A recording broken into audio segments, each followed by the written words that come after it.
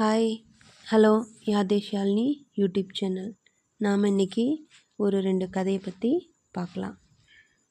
First கதை வந்து 2 மரம். ஒரு ஆற்றங்கரையில் 2 பெரிய மரம் இருந்தது. அந்த வழியாக வந்த ஒரு சிட்டுக்குருவி மரத்திடம் கேட்டது, மழைக்காலம் தொடங்க இருப்பதால் நானும் என் குஞ்சுகளும் வசிக்க கூடு கட்ட அனுமதிக்க முடியுமா என்றது. முதலில் இருந்த மரம் முடியாது என்றது.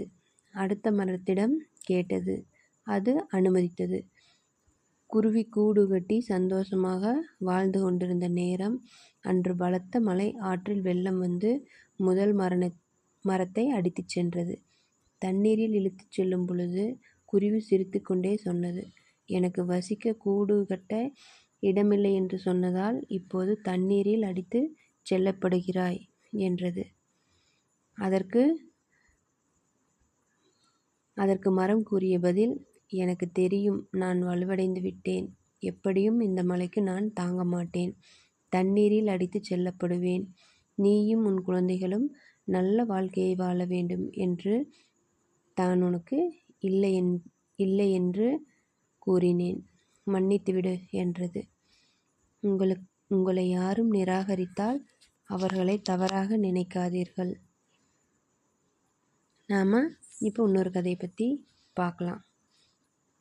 அது வந்து ஒரு 6 வயது சிறுவன் தன் 4 வயது தங்கையை அழைத்து கொண்டு கடைத்தெருவில் வழியாக சென்று கொண்டிருந்தான். ஒரு கடையின் வாசலில் இருந்த பொம்மையை பார்த்து தயங்கி நின்று தங்கையை பார்த்து, எந்த பொம்மை வேண்டும் என்றான். அவன் கூறிய பொம்மையை எடுத்து அவள் கையில் கொடுத்துவிட்டு ஒரு பெரிய மனிதனின் தோரணையுடன் கடையின் முதலாளியை பார்த்து, அந்த பொம்மை என்ன விலை என்று கேட்டான். அதற்கு சிரித்து கொண்டே அந்த முதலாளி, உன்னிடம் எவ்வளவு உள்ளது என்று கேட்டார். அதற்கு அந்த சிறுவன் தான் விளையாட சேர்த்து வைத்திருந்த அந்த கடல் சிப்பிகளை தன் பாக்கெட்டில் இருந்து எடுத்து கொடுத்தான். இது போதுமா என்று கவலையுடன் கேட்டான். அதற்கு அந்த கடைக்காரர் அவனின் கவலையான முகத்தை பார்த்து கொண்டே, எனக்கு 4 சிப்பிகள் போதும் என்று மீதியை கொடுத்தார். சிறுவன் மகிழ்ச்சியோடு மீதி உள்ள சிப்பிகளோடும் தன் தங்கையோடும் அந்த பொம்மையை எடுத்துக்கொண்டு சென்றான். இதையெல்லாம் கவனித்து கொண்டிருந்த அந்த கடையின் வேலையாள் முதலாளியிடம், ஐயா, ஒன்றும் உதவாத சிப்பிகளை வாங்கி கொண்டு விலை உயர்ந்த பொம்மையை கொடுத்து விட்டீர்களே ஐயா என்றான். அதற்கு அந்த முதலாளி, சிறுவனுக்கு பணம் கொடுத்தால்தான் பொம்மை கிடைக்கும் என்று புரியாத வயது. அவனுக்கு அந்த சிப்பிகள் தான் உயர்ந்தவை. நாம் பணம் கேட்டால் அவன் எண்ணத்தில் பணம்தான் உயர்ந்தது என்று மாற்றம் வந்துவிடும்.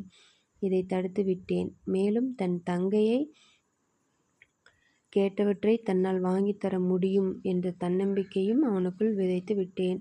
என்றோ ஒரு நாள் அவன் பெரியவனாகி இந்த சம்பவங்களை நினைத்து பார்க்கையில், இந்த உலகம் நல்லவர்களால் ஆனது என்று நல்ல எண்ணம் அவன் மனதில் தோன்றும். ஆகையால் அவன் எல்லோரிடமும் அன்பு காட்டத் தொடங்குவான். உலகம் அன்பினால் கட்டமைக்கப்பட வேண்டும் என்றார். இதனால் நாம் தெரிஞ்சுக்கிறது என்னன்னா, நாம் ஒரு நல்ல விஷயத்தை யாரோ ஒருத்தருக்கு தெரிவிக்கலாம், புரிய வைக்கணும். This video sponsored by Moto e shopping. இந்த வீடியோ உங்களுக்கு பிடிச்சிருந்தா லைக் பண்ணுங்கள், ஷேர் பண்ணுங்கள், சப்ஸ்கிரைப் பண்ணுங்கள். தேங்க்யூ.